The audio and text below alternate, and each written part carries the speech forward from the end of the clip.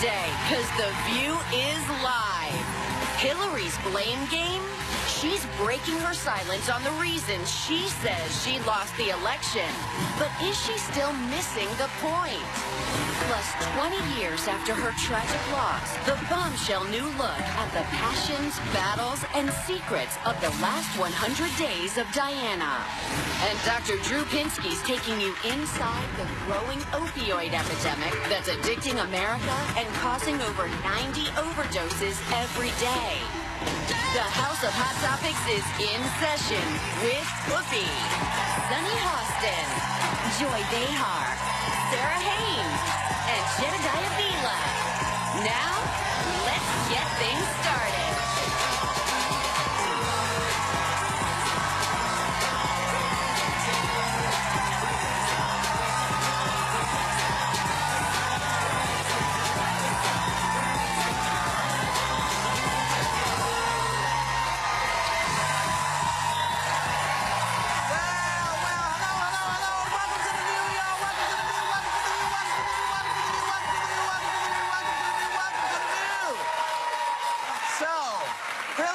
Just made a rare post-election public appearance. She spoke with Christiane Amanpour at a Woman for Women international event and opened up about why she says she's not the president right now. Take a look.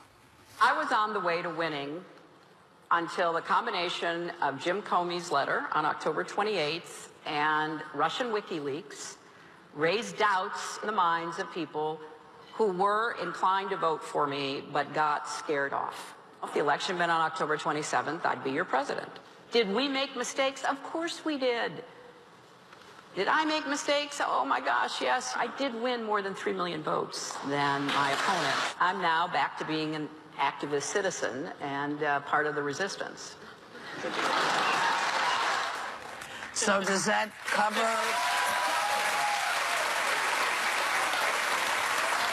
some reasons as to why? Was she overlooking stuff, or? This was the most unimpressed I've been with Hillary Clinton. Every time I see her do an interview, I'm waiting for a moment where she just doesn't blame anyone but herself and acknowledges why they lost. Why?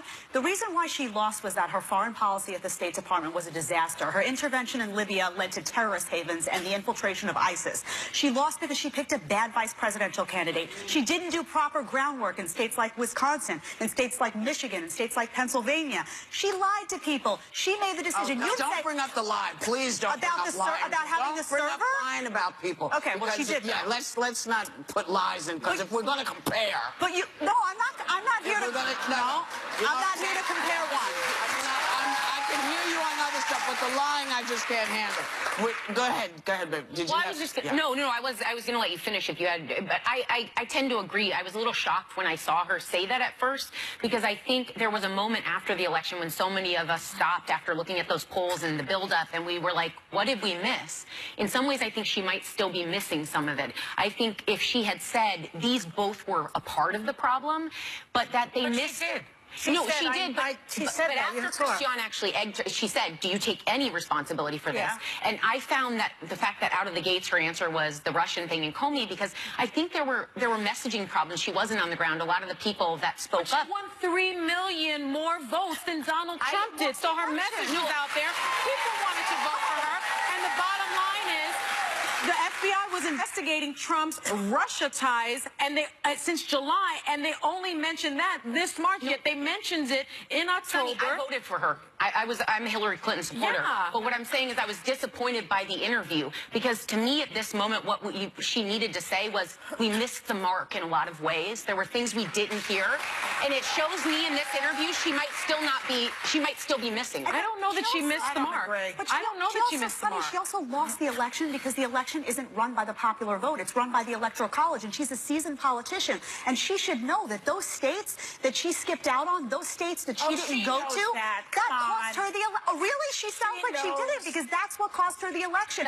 There were people in the center of the country that felt ignored. Was FBI Director Comey. What cost her the election, in my humble opinion, is Russia's hacking. And what cost her the election is, if you look at the stats, people, I agree with Van Jones in a sense. This was a white lash. There have been studies, 20% of people voted because of racism. And I think after 8 years of a black president, there was no way that this woman was going to win. Who they elected twice. The There was country no elected way. a black president twice because he was a good candidate. She was not a good candidate. You know, she was not. disagree. You know what? Here's the truth about her. My opinion, she would have made a great president. She was not a great candidate. Yeah, I'll agree she with didn't you. run a great But she would have been a great president. He was an interesting candidate and a lousy president. He had a clear message. You know what? Let's face it. Putin wanted to make America great again. Let's tell the truth. She has been the most. She was the most qualified candidate for president that we've ever had. But that's not what the debate is about. She wasn't a good candidate. I Clearly, think that it's was ridiculous. not what people were voting. They weren't voting on qualifications, and that's No, very clear. they So weren't. Amanpour said the new guy would probably take to Twitter about all of the conversations they were having, which of course he did, tweeting that Comey was the best thing for her because he gave her a free pass for her bad deeds. Oh, that please. the Russia story was an excuse Democrats are using, and that he just ran a great campaign.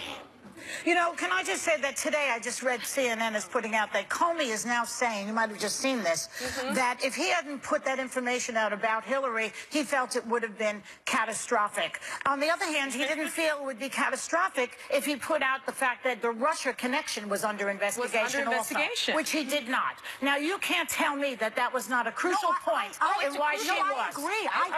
I think So what's your beef with her? My beef exactly? with her is that there were a lot of reasons that she lost that have nothing to do with anyone else except for Hillary Clinton. She said and that. Yes. No, she didn't Yes, say she that. did. She reluctantly She said, said that. I screwed up. She She very said it. reluctantly In said her that. first answer, she gave two reasons. She said, the reason I'm not president is because of Comey, because of Okay. Russia. And then Christiane Amanpour said, do you take any responsibility? I'm not saying she didn't take responsibility. I think this is multifaceted. And I don't think anyone can speak retroactively about what would have happened, but I think there were layers to this. But and you by sound as simplifying though that, you're not... saying that if Christiane hadn't asked her that question, she wouldn't have admitted No, it. I'm just saying, don't give her know credit that. for coming out of the gate saying, oh, it was me and it was these things. She said this, and if the election was on October 27th, I would be your president. I think she's right. I think she's right. We agree. Speaking of tweets, That's the view. Washington Post put tweets in perspective by reprinting Oh, my God. every single tweet in his first 100 days in the White House. Oh, wow. I'm surprised they could fit it onto a page. And all that does not make any sense. All of that writing makes no sense. Well, we're not talking about whether it makes sense or not. We're just saying that he's so busy tweeting. You know, look, here's my take on all of this election stuff. We're never going to know why she lost or why he won because, don't clap, because the waters are so muddy between WikiLeaks and PookieLeaks and this one and this. It's too muddy to know really what the... Now, we can go to sound bites where people say, well, I just didn't like her as a candidate, or she didn't come and see me. But, you know, I don't know how much of that is true, but I do know that we'll never know now because it's so muddy and so disgusting. We've never seen an election like this. And so I don't think either side can really take a lot of solace because they won or lost. I think both sides should be really sort of questioning what the hell has gone on and how did we get here with this much Hazarai about Russia. I mean, can you imagine if this much Hazarai had happened? What does Hazarai mean? Mess. A mess of things. Figure it out. Yeah. In this case. It's a Hazarai. I mean, it's just, it's like everything was, you know, a mess. It was a mess between Russia and WikiLeaks and Comey and stole Comey it. saying, They stole it. well, we don't know what happened. We don't know what happened. I saw but it. well, you saw Russia involved, but we will never know. Had they not been part of this, what the real outcome would have been. And that's the saddest part for our country. And that we as citizens will never know what really would have happened if we had actually just done the job we were supposed to do, which is vote. They're blaming her. They're blaming her for not having a message. She had a message. You know, his message was make America great. No, his message was blame the Mexicans. That was his message. She didn't take that I'll message. tell you what my message Gotta is. go. We'll be right back.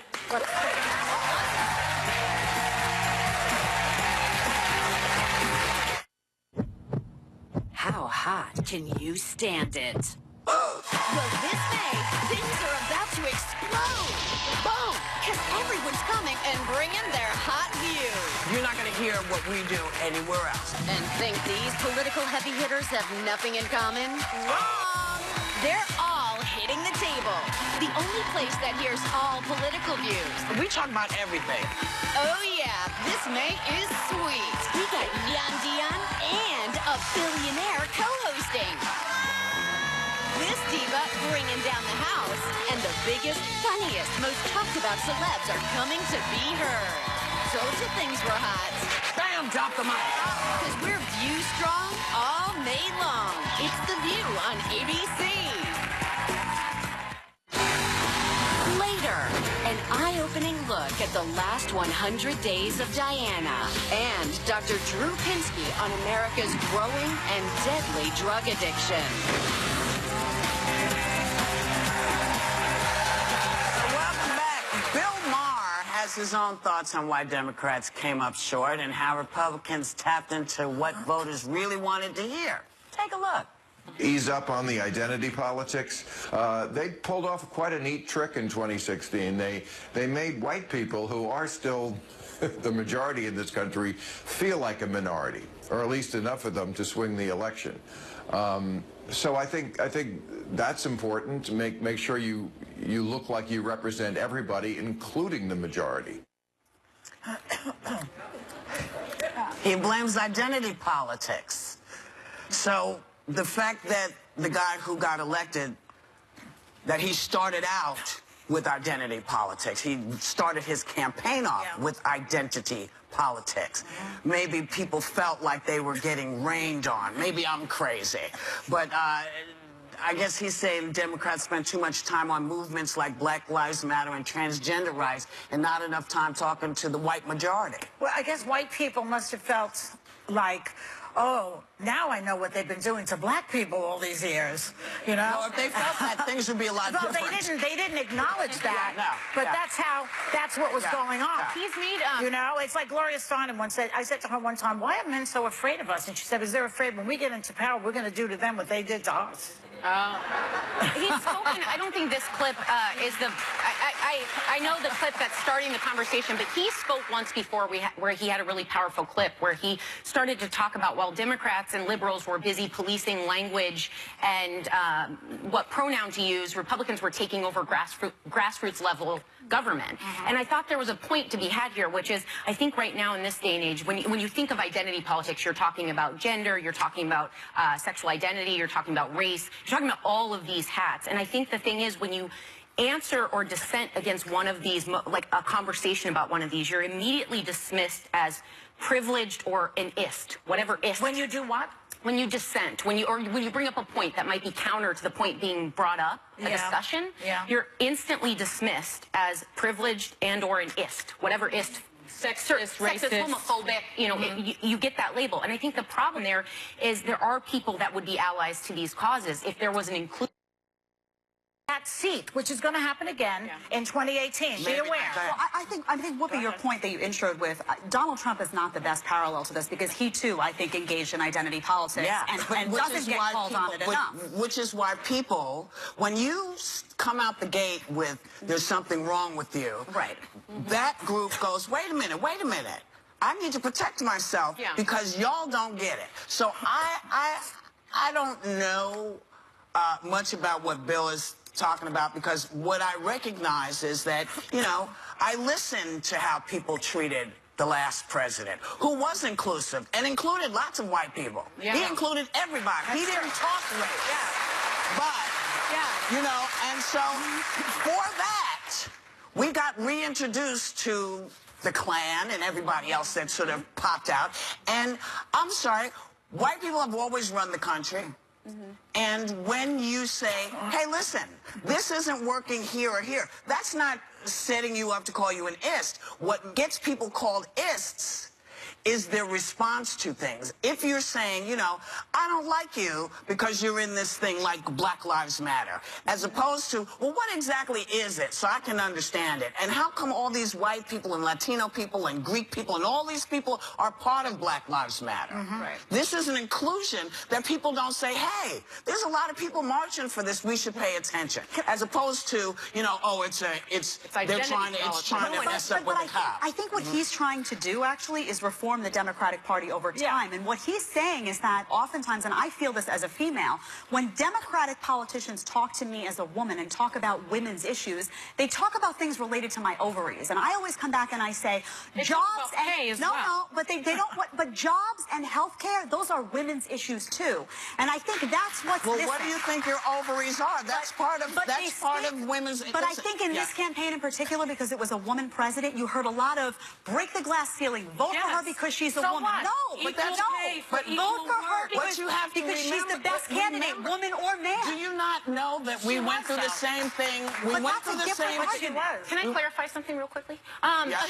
When we reduce, what I'm saying is I understand why there are politics and identifiable groups. I went to an all-women's college. It's because we couldn't go to other schools at the time when they were developed. I get that.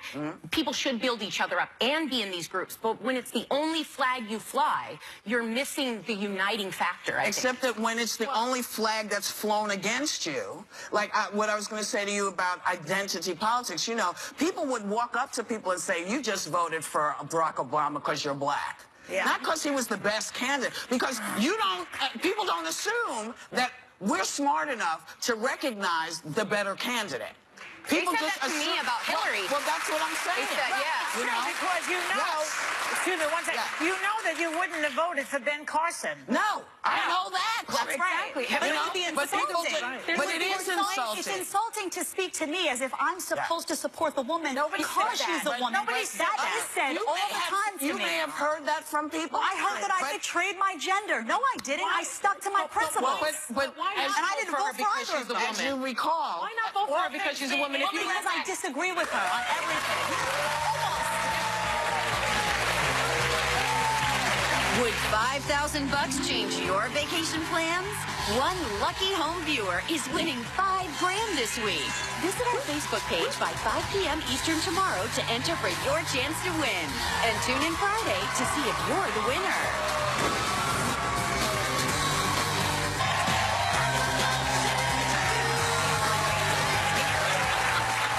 So welcome back. Enough about politics. You may be suffering from compulsive buying disorder. Oh, no, here we go. According to a clinical psychologist who reveals signs to look out for, like hiding purchases from your spouse, using multiple credit cards, and getting a thrill from buying stuff. I wonder if we know anyone who may be dealing with this at the table, maybe to my left, not to my right, but to my left. Now, some people to my left may have had this issue. I don't know anyone except the person to my left who may be dealing with something like this. Exhibit A. That's fabulous, though. This is amazing. That's fabulous, though, and I needed that. Look, I don't qualify. Well, how come you didn't get one for this? This is the one that gets me. The one with her picture on the back. I needed that, too, so that if I lost it, people would know it's mine. Yeah, okay. I don't qualify for a lot of the things on the list. Here's the list. Okay, hiding purchases from loved ones is yes. I was going to say, you said that before. Sorry, Manny. Compensating for negative feelings by buying things. No, buying things makes me feel good. That's that. Yeah, but are you feeling bad and then you go out and buy something that makes you feel better? No. Okay. I just like pretty things. She feels good, now she feels better after she buys Yeah. something. Yeah. Trying to stop shopping but unable to. I've never tried to stop. Why should you? I've never tried to. It's your money. So, right? Yeah. You're spending your own money. You should be able to spend on what you want. Breakdowns in relationships between friends and family. No, my friends shop with me. Right. Right? I tried to invite. Sonny, are they complicit with your problem? We were at Disney World. I was looking at the rides because we were at Disney World, and Sunny is shopping behind me. She was Arranging. Not only, she couldn't shop from there, so she was arranging for somebody here to shop. Well, what I did was I hired a TaskRabbit to stand on the Kylie Jenner pop-up line. Explain what TaskRabbit is a wonderful app.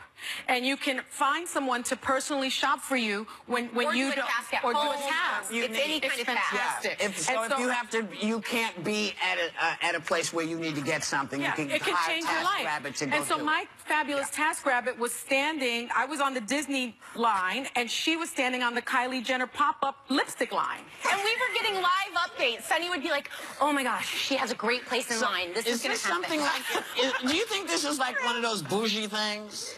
Yeah. Is this a thing for? Is this a bougie thing? Well, yeah, I like to shop. Right. You know, I like to shop, but I can. So I can can, she. and I can now, and maybe that's part of it. I mean, everyone knows I grew up very poor. Me too. And I like nice stuff. Well, and now for you girls for are a change, keeping- I can buy things you for guys- myself and my family. You guys are keeping the capitalist movement moving. I am. I'm helping the economy.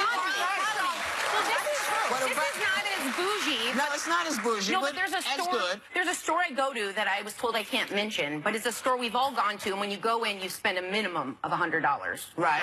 You go in Okay. for one thing. Yeah. And there might be circles the around the supermarket? logo. Yes, yes, yes. And it's clean and organized, and you can get everything from duct tape to like shelf liners to baby socks. Like it.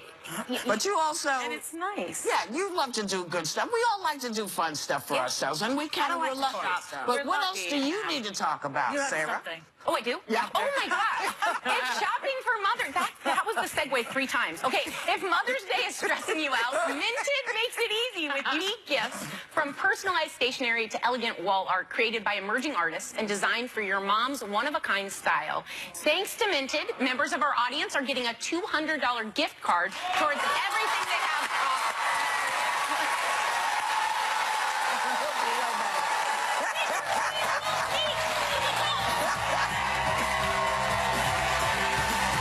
You'll never look at the People's Princess the same way after you find out the secrets and scandals of the last 100 days of Diana next.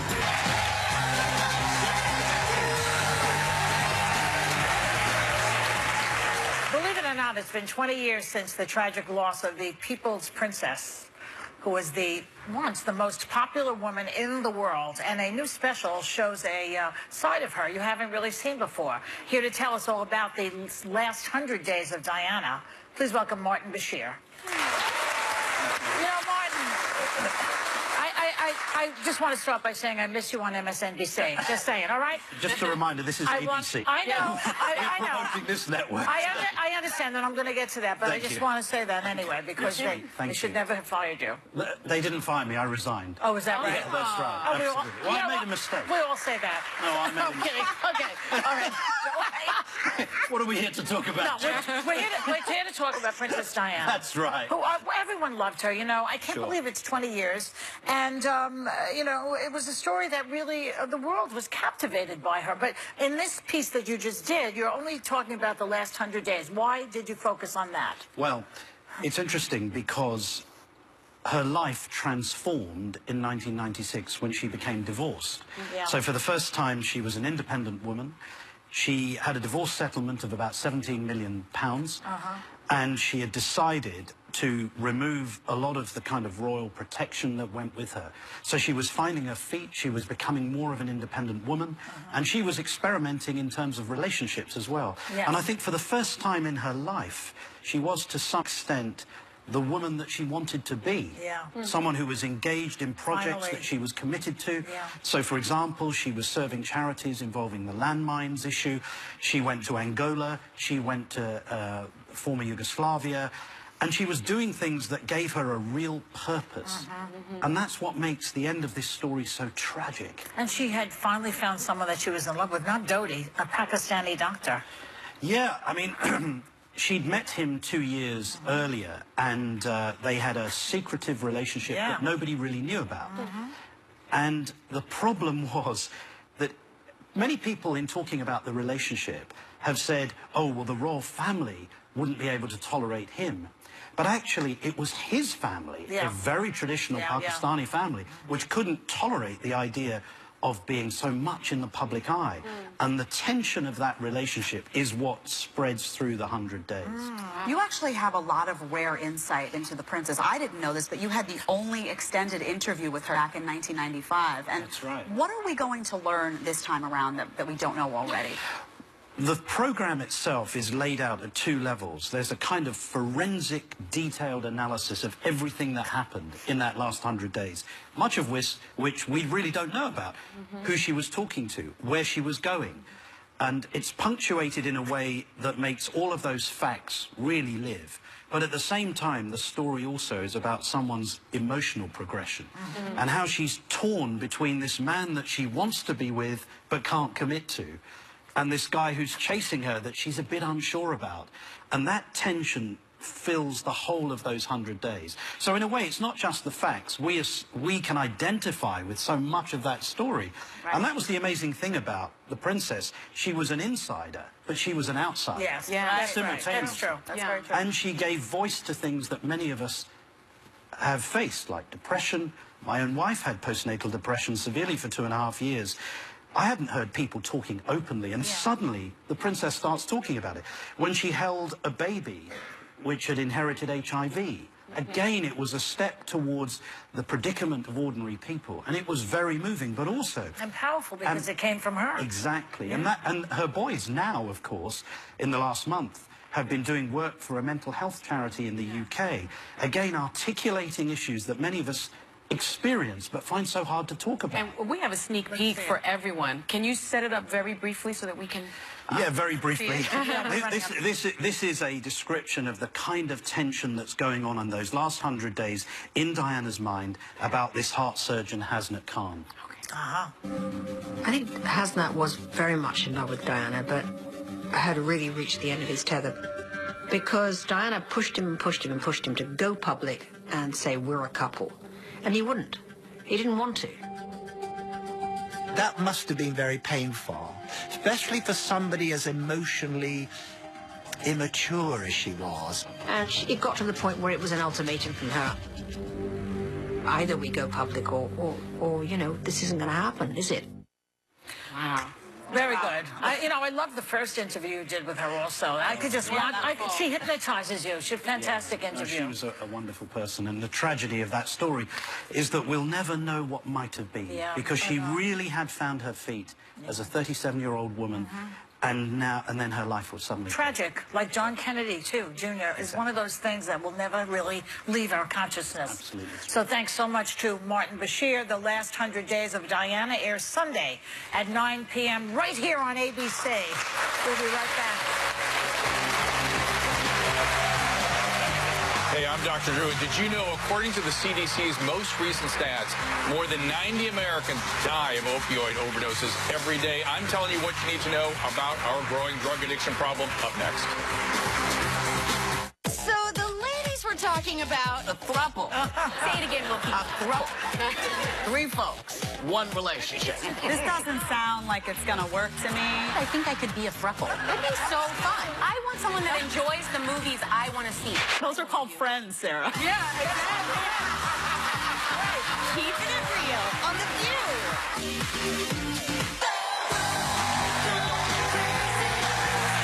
There's a growing drug epidemic in America that's not coming from the streets, but from medicine cabinets all over America. And here to tell us what every family needs to know about the alarming spike in opioid addiction, please welcome Dr. Drew Pensky. So you're here to talk about the opioid epidemic, and this is something that is actually very dear to me, because my husband and I lost a good friend last fall. I'm sorry. A very, very special spirit in this world. But I want to break down Can I stop you? Yeah. And that really, to me, goes to the important issue here. There's so much stigma around opiate addiction. It can strike anybody. You've got to remember this. It takes our young people. It takes our best, our brightest. I gave a lecture just day before yesterday with Governor Christie in New Jersey. We were talking about it with the New Jersey Hospital Association, and he pointed out something I thought very astute. He said, look, he goes, there's this weird stigma that people think that if somebody chooses to use a drug, they get what they deserved. Did your friend get what he deserved? Absolutely not. We were robbed of an amazing person. That's right, and that's what people need to know about this epidemic. It is robbing us of people, and it's starting with my profession. That's one of the big problems, is that I've sat here how many years talking about this? I kept talking about a tsunami coming and watch out. And here it is. And here we are. We're in it. Yeah. Well, and I've read a lot on this because, again, I'm trying to find my own answers. But can you explain to people what is included in opioids? So opiate and opioids, right? And people need to be aware because they're undoubtedly sitting in your medicine cabinet. So it's the painkillers. So it's Vicodin, codeine, OxyContin, Percocet. Now we got fentanyl on board. And these things really should not be prescribed for more than about 2 weeks. After that, they're more risk than they're likely to do any benefit. And so really, if you're taking it longer, that beware. The other thing, there's a hidden epidemic in all this that we're not talking about, which is I'm certain this was your friend, and this was Prince, and this was, really everybody that dies of a pharmaceutical drug right now, a painkiller, they have on board at the same time a anxiolytic medication, a benzodiazepine like Valium or Klonopin, something like that.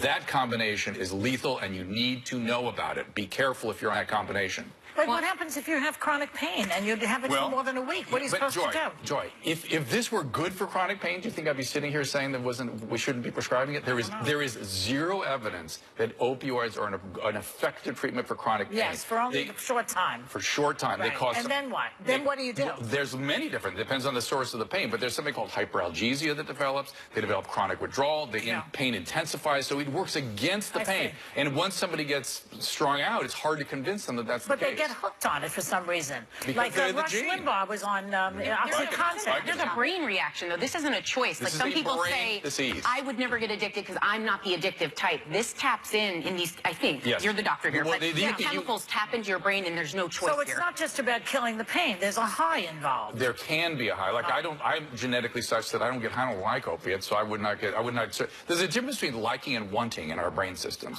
And addiction is about the wanting system. We activate and wanting and needing. And even when you don't like it anymore, you still want and need. And that's what opioids do. You can get strung out on opiates and not be an addict. There's such a thing now because there's so much opiates. We're seeing all kinds of dependencies on these drugs. But a lot of people are getting addicted and a lot of people are dying. You mentioned Governor Christie before and the advisory role that he's going to be playing in combating this. Can you tell us a little bit more about what that's going to look like? I don't know. I can tell you that speaking with him, there's a picture of the two of us together behind us here, sharing the podium with him, he's right in the zone I like. I mean, he's doing a ton of things in New Jersey that are very, and in the room, you'll appreciate this, Joy. In the room was Patrick Kennedy, and I've never seen two people further divided on the political spectrum agreeing 100% on the magnitude of the problem and what needs to be done. But he's addicted to food. I don't know what he's doing in that position. Seriously. There is a concern, though, that people have. I'll tell you that I hear from a lot of civil liberties.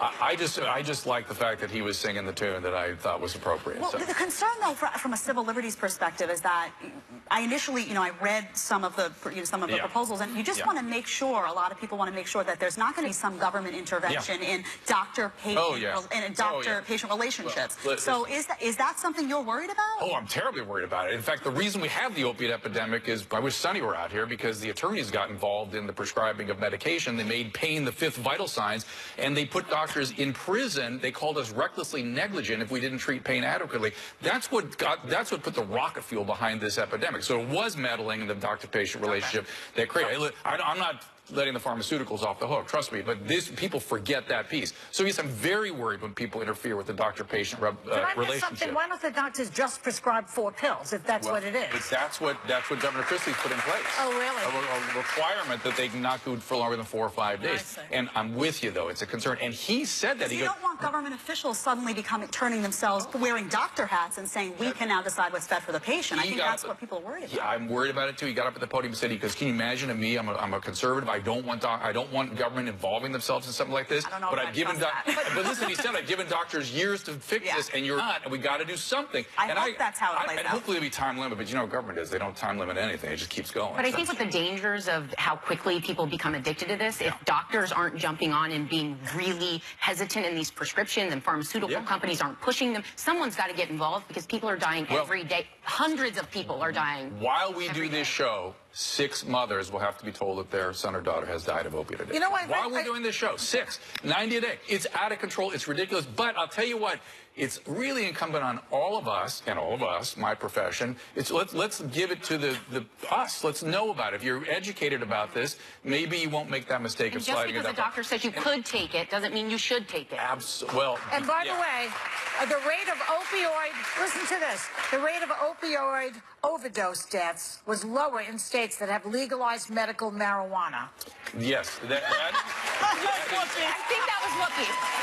So they're getting help somewhere else, and they don't need this. Yeah. And yet medical marijuana, all the Republicans are all upset about Not it. all Republicans, No, but plenty. I'll just tell you. I'm sure Christie is, believe me. I would rather treat somebody on the pot than on Vicodin, and the pot's not killing anybody. That's for sure. But in my experience, they always go back to the opiates if they're really an addict. So it's only temporary. But it's not a gateway drug, and I just read you the statistic. Well, we'll continue to talk about this, but our thanks to Dr. Drew Pinsky, and we'll be right back. One thing I did hear from They have way too much to talk about. That's the issue. So tomorrow, we're clear on the deck for an entire show of the hottest topics like only The View can do. That is so exciting. So we're talking about being bougie, and being bougie is good because life is short. If you can treat yourself well, shouldn't you? Right. You can be bad and bougie. I didn't know it was a new song. It's been an old song of mine. But don't you think that you should treat yourself as well as you can? Yeah. I do want everybody to be treated well too. Well, but you also want to make sure that you treat yourself because most people forget to treat themselves well, and whether you have money or don't have money, you can treat yourself well. You can do good stuff for yourself. But I think it's important. Like this is important to me. Like, we're really thrilled that you're watching the show. We're thrilled that you came to see us live. We want each and every one of you to have a great day and take a little bit of time, not a lot of time, but a little bit of time to enjoy the view.